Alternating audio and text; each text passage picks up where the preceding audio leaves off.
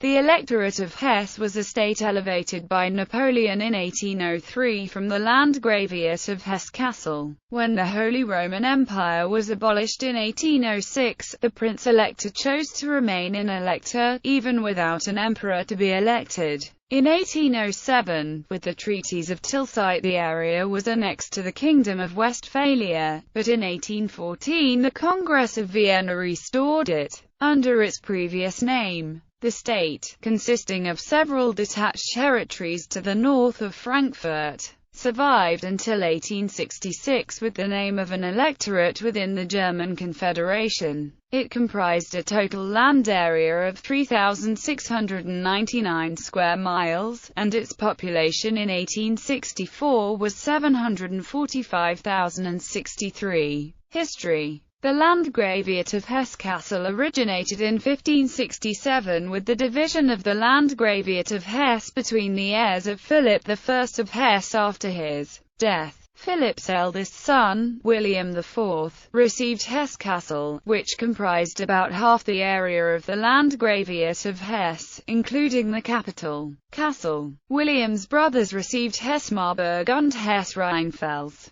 but their lines died out within a generation and the territories then reverted to Hesse-Kassel and to the Landgraviate of Hesse-Darmstadt. The reign of the Landgrave William IX was an important epoch in the history of Hesse-Kassel. Ascending the throne in 1785, he took part in the War of the First Coalition against French First Republic a few years later. But in 1795 the Peace of Basel was signed. In 1801 he lost his possessions on the left bank of the Rhine, but in 1803 he was compensated for these losses with some former French territory round Mainz, and at the same time he was raised to the dignity of Prince-Elector William I, a title he retained even after the dissolution of the Holy Roman Empire. In 1806 William I signed a treaty of neutrality with Napoleon Bonaparte, but after the Battle of Jena Auerstadt the latter, suspecting William's designs, occupied his country and expelled him. Hesse-Kassel was then incorporated to the Kingdom of Westphalia under the rule of Jérôme Bonaparte.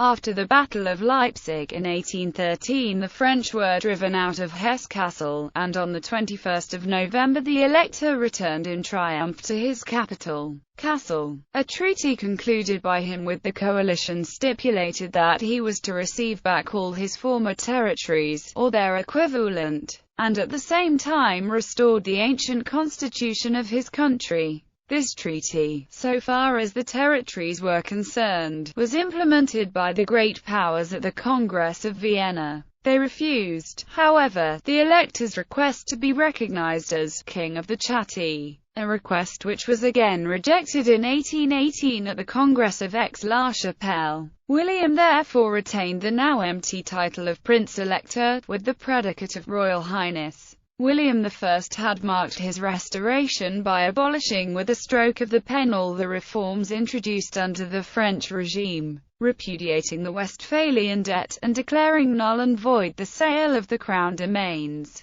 Everything was set back to its condition on 1 November 1806, even the officials had to descend to their former rank, and the army to revert to the old uniforms and powdered pigtails. The Estates, indeed, were summoned in March 1815, but the attempt to devise a constitution broke down. Their appeal to the Federal Assembly Bundesversammlung at Frankfurt to call the elector to order in the matter of the debt and the domains came to nothing, owing to the intervention of Clemens von Metternich, and in May 1816 the Estates were dissolved, never to meet again. William I died on 27 February 1821, and was succeeded by his son William II. Under him the constitutional crisis in Kassel came to a head. He was arbitrary and avaricious, like his father, and moreover shocked public sentiment by his treatment of his wife, a popular Prussian princess,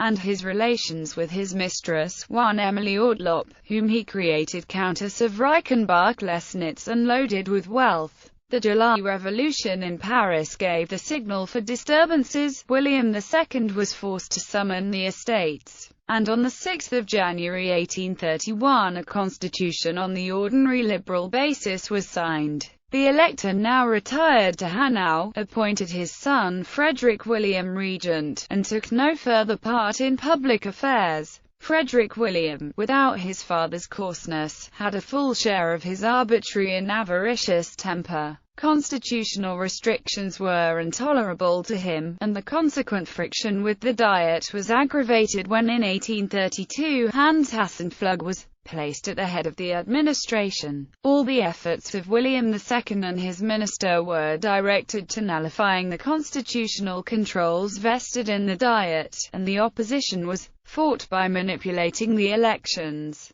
packing the judicial bench, and a vexatious and petty persecution of political suspects. And this policy continued after the retirement of Hassenpflug in 1837. The consequences emerged in the revolutionary year 1848 in a general manifestation of public discontent, and Frederick William, who had become elector on his father's death, was forced to dismiss his reactionary ministry and to agree to a comprehensive program of democratic reform. This, however, was short-lived. After the breakdown of the Frankfurt National Parliament, Frederick William joined the Prussian Northern Union, and deputies from Hesse-Kassel were sent to the Erfurt Parliament. But as Austria recovered strength, the Elector's policy changed. On 23 February 1850, Hassenpflug was again placed at the head of the administration and threw himself with renewed zeal into the struggle against the Constitution and into opposition to the Kingdom of Prussia. On 2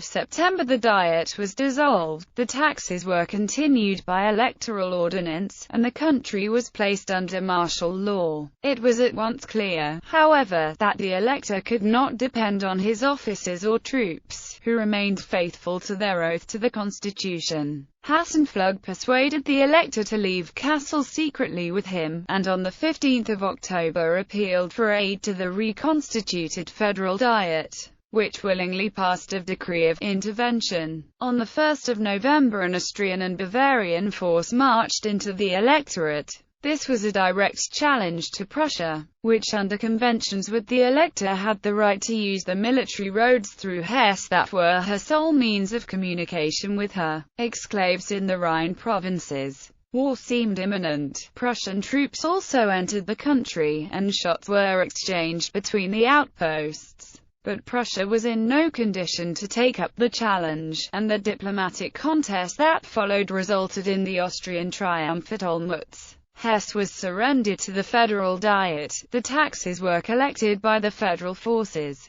and all officials who refused to recognize the new order were dismissed. In March 1852 the Federal Diet abolished the Constitution of 1831, together with the reforms of 1848. And in April issued a new provisional constitution, under which the new Diet had very narrow powers, and the Elector was free to carry out his policy of amassing money, forbidding the construction of railways and factories, and imposing strict orthodoxy on churches and schools. In 1855, however, Hassenpflug, who had returned with the Elector, was dismissed, and 5 years later, after a period of growing agitation, a new constitution was granted with the consent of the Federal Diet. The new chambers demanded the Constitution of 1831, and, after several dissolutions which always resulted in the return of the same members, the Federal Diet decided to restore the Constitution of 1831. This had been due to a threat of Prussian occupation, and it needed another such threat to persuade the Elector to reassemble the chambers, which he had dismissed at the first sign of opposition, and he revenged himself by refusing to transact any public business. In 1866 the end came. The Elector, Frederick William, full of grievances against Prussia, threw in his lot with Austria. The electorate was at once overrun with Prussian troops. Kassel was occupied, and the Elector was taken as a prisoner to Stettin. By the Peace of Prague, Hesse-Kassel was annexed to Prussia. The Elector Frederick William had been, by the terms of the Treaty of Cession, guaranteed the entailed property of his house. This was, however, sequestered in 1868 owing to his intrigues against Prussia. Part of the income was paid, however, to the elder Stagnate, the Landgrave Frederick, and part, together with certain castles and palaces, was assigned to the also dispossessed cadet lines of Hesse-Philippsthal and Hesse-Philippsthal-Barchfeld.